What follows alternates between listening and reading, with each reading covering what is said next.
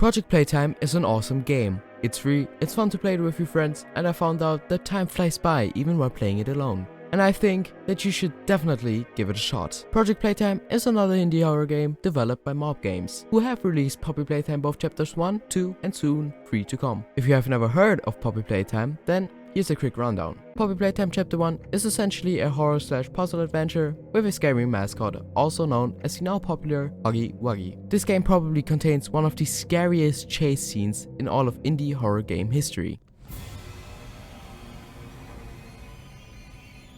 Ah! Ah! Oh my god, oh my god, oh my god! What do I do here? What do I do here? Huggy! Oh my god, you are absolutely terrifying! Bye, Huggy! I'm getting the hell out of here! Oh my god! Ah! Jesus! Oh, which way do I go? Ah! Ah! Oh my freaking god! And don't forget the juicy lore! Then we have Chapter 2, which is basically Chapter 1, but so much better. Still having puzzles and a chase scene, but this time even little mini games and a cliffhanger, which makes us even more excited about Chapter 3. But what should we do in the meantime while waiting for Chapter 3 is what many people thought. Keep on replaying both chapters? Sure, but it gets repetitive after a while. And this is where I bring you Project Playtime. Project Playtime is a new asymmetric horror multiplayer game, much like Dead by Daylight. But in Project Playtime, you either play as a monster or a survivor. As a survivor, you can play with up to 5 other players where you try to assemble a toy through little minigames. But meanwhile, you're being hunted down by another player controlling the monster, either Huggy Wuggy, Mummy Longlegs, or the new Boxy Boo. By the way, have you heard that subscribing to ICG will make you a true gamer? Don't believe me? Try it out and see the improvements. I've always loved the concept of asymmetric games, much like Dead by Daylight, and Project Playtime fixes some of the issues I have with Dead by Daylight, such as the tasks you and your team need to complete. In Dead by Daylight, you have a generator you need to repair through a reflex puzzle.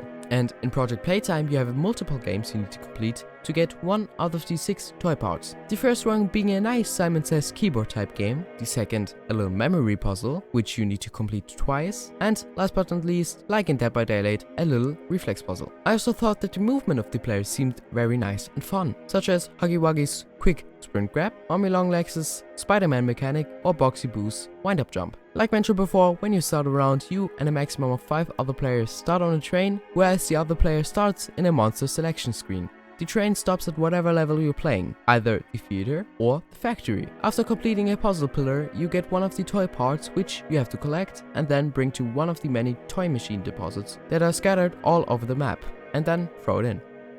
However, if you screw up any of the puzzles, the monster is given a failed puzzle alert and a waypoint to the respective puzzle pillar, so be careful. As mentioned before, one of the players can either play as Huggy Wuggy, Mummy Longlegs, or the new Boxy Boo, who all have their own mechanics that make them fun to play, such as Huggy Wuggy's ability to place mini Huggies that activate when someone gets close to them, Mummy Longlegs' ability to see all players for a short amount of time, and Boxy Boo's grapple arm to grab players and pull them towards him. After downing a player, the player is given a limited amount of time till they're revived. To stop that, the monster has to grab them and throw them down into a nearby hatch into the gulag. If you are the unfortunate soul that has been thrown into the gulag, you'll end up in a place similar to the Wacka Wuggy section of Poppy Playtime Chapter 2, where you have to go in circles and hit each Huggy who gets close to you. Sometimes though, you're not alone, since all of the down players reside here. If you face that challenge, you die.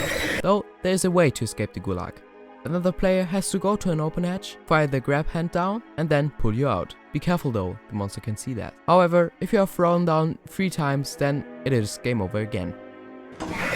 As soon as the team has deposited all of the toy parts, then they need to do one last task, which is to pull down a pipe that assembles the toy. Finally, all players need to get inside the train as fast as they can, while still being hunted down by the monster. If everyone makes it, you win, and the monster loses. If the monster downs every player or kills them all, they win. So be careful, and extract your friends from the gulag. Throughout the map there are little interactable objects, like hooks to grab and swing over a pit, or gates that can be slammed close behind you to put some distance between you and the monster. Personally, I've had the most fun with these little interactable objects. Like I said, these little moments make Project Playtime just awesome, and I can't wait what Project Playtime has to offer in the future. The players also have little skill trees that they can upgrade via tickets obtained through playing. So don't worry guys, the game is not pay to win. The survivor skill tree include things like being able to run faster, having more health, making puzzles easier, and so on. While the monsters ones can be sending all down players into the gulag, severely limiting their vision,